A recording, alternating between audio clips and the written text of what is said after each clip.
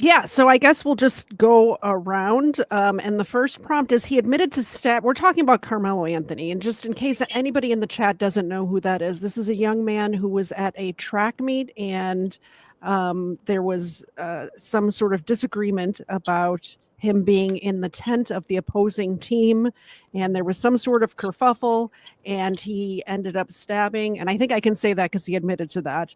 Another young man, Austin Metcalf, who ended up passing away. So that's the case that we're talking about today.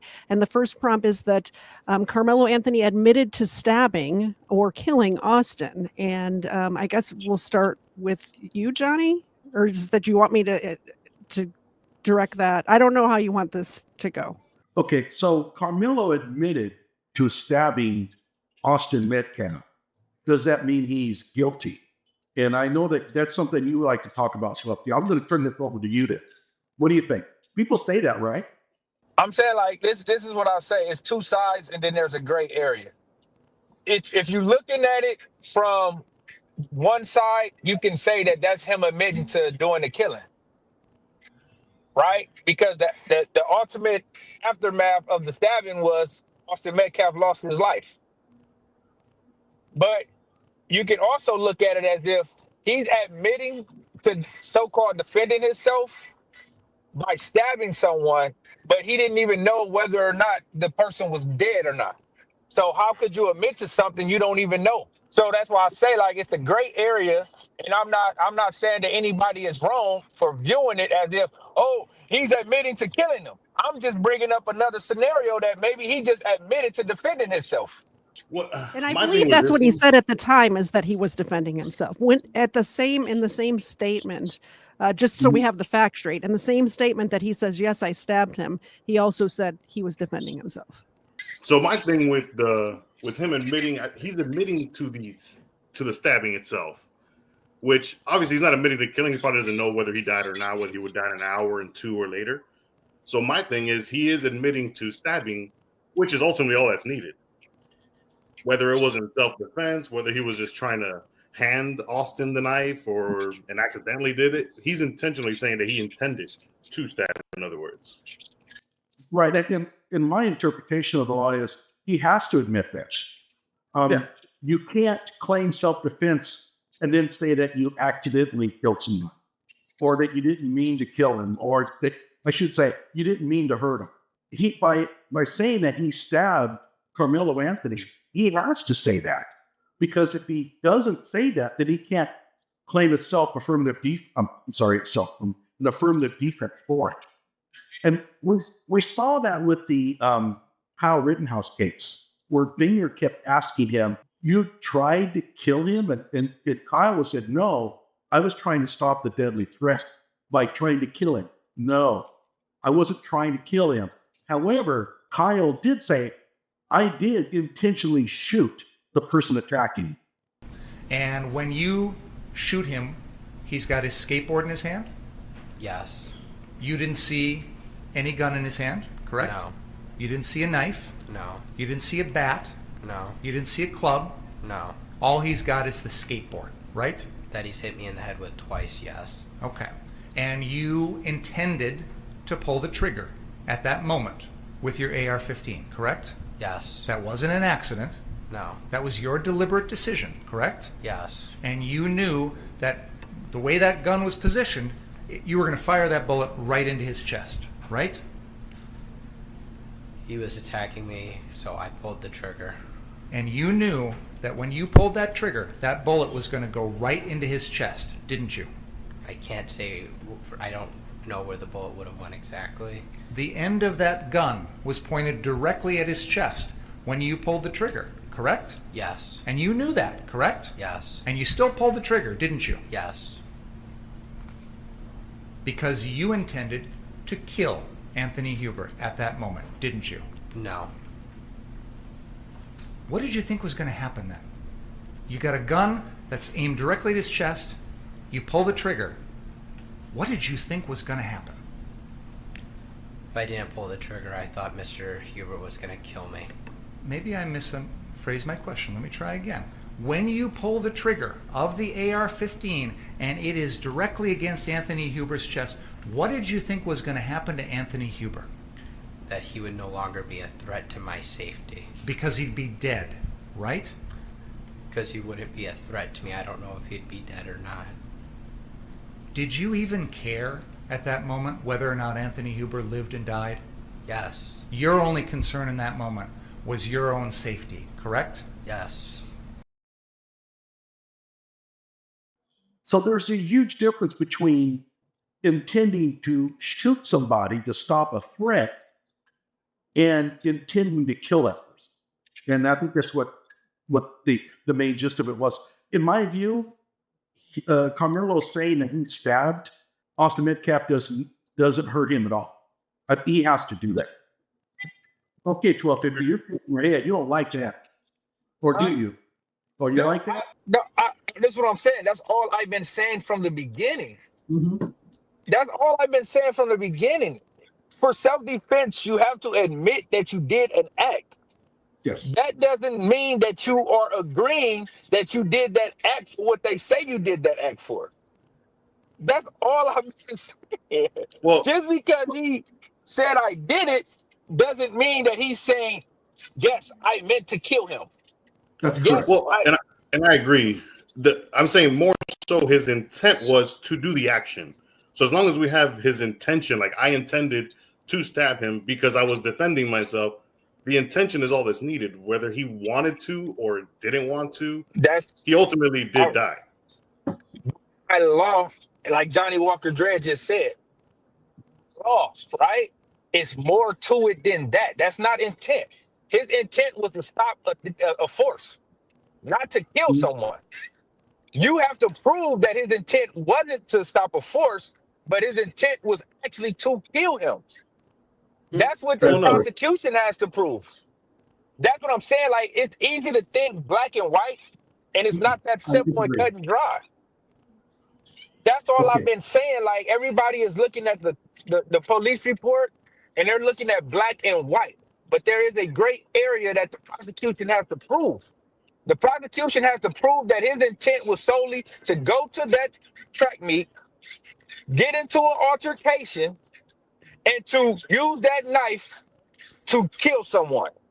Oh, no, I was going to say, I got to hear. So it says, I'm sorry. It says intent to cause serious bodily injury. So if he intended in his brain, I'm going to stab, it wasn't that he was going to hand him the knife and be nice. His intention was to stab. So if you intend to cause serious bodily injury, which is what he did, and it says here, let me see, and commits an act clearly dangerous to human life that causes the death of an individual. That's pretty much the only element they got to prove. Yeah. Okay. That. If I can just jump in here real quick, I believe for what they charged him with or what he was indicted for, they have to prove two things. They have to prove intent and they have to prove premeditation. No, the element your intentional needs to satisfy, you just read it. They have to prove that he intended to cause serious bodily injury by stabbing, and they have to prove that this stabbing was clearly dangerous to human life. That's it. I mean, that is the element of murder.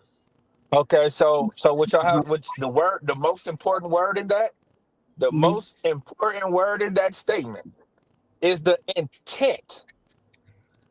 They have to prove his intent and what he was thinking in that moment. Just because you stab someone, right? That is not enough. Because you can stab someone in the leg. Does that mean that you are attempting to do seriously bodily harm? He thought he was defending himself. See, that's what I'm saying. You said if they die, but it has to be before the death.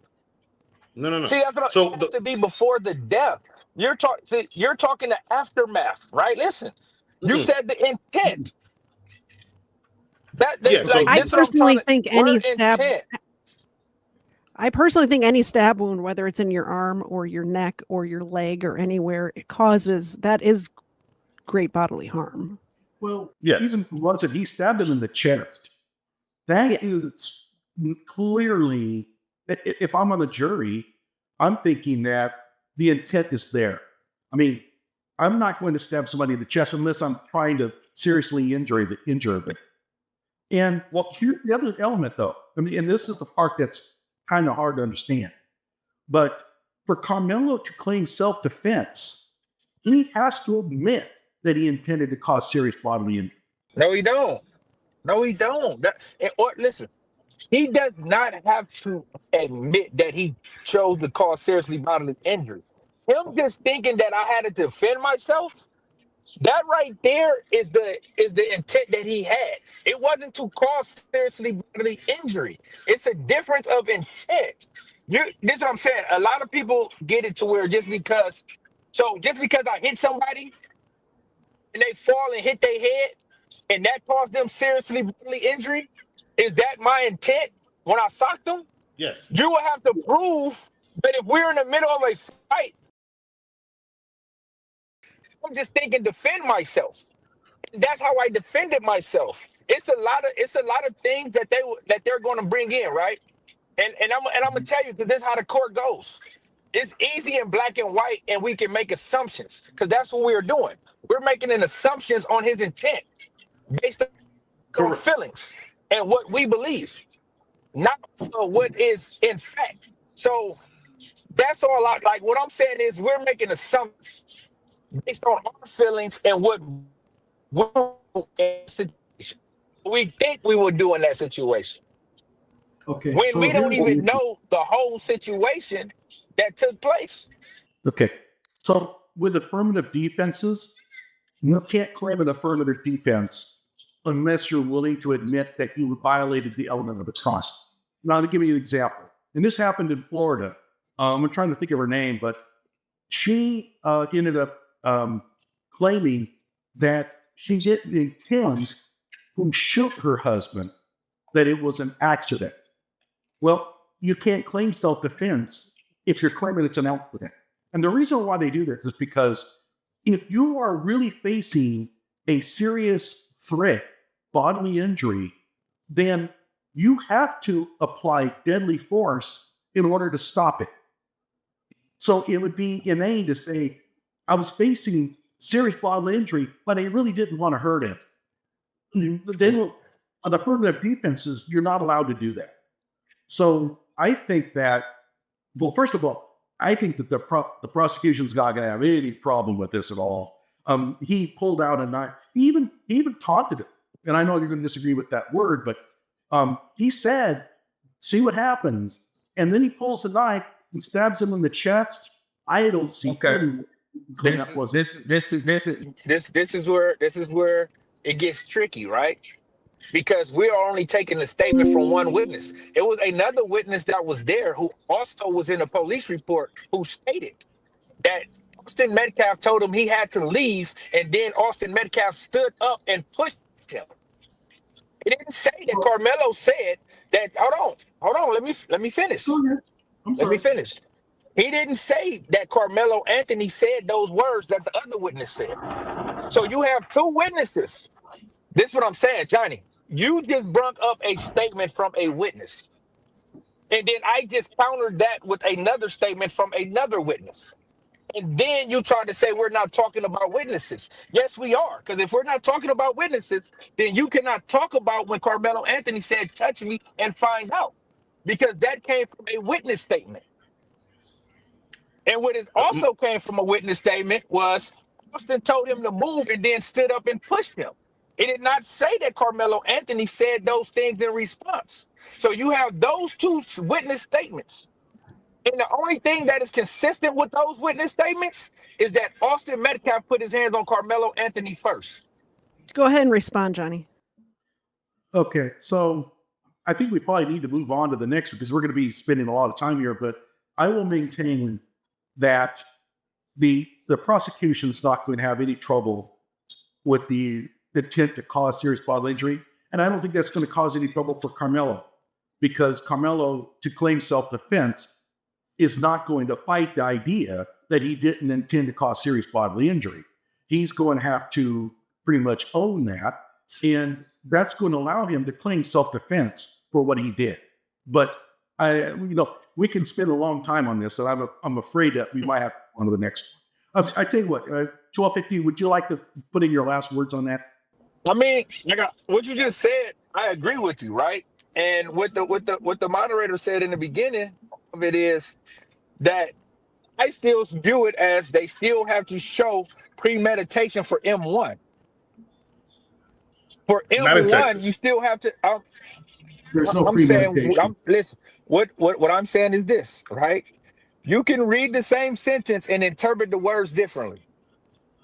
That's how y'all view it. I'm not saying that y'all are wrong. See, that's the thing. Well, I'm by not his saying only. that y'all not wrong. Go Oh, ahead. I didn't mean to cut up.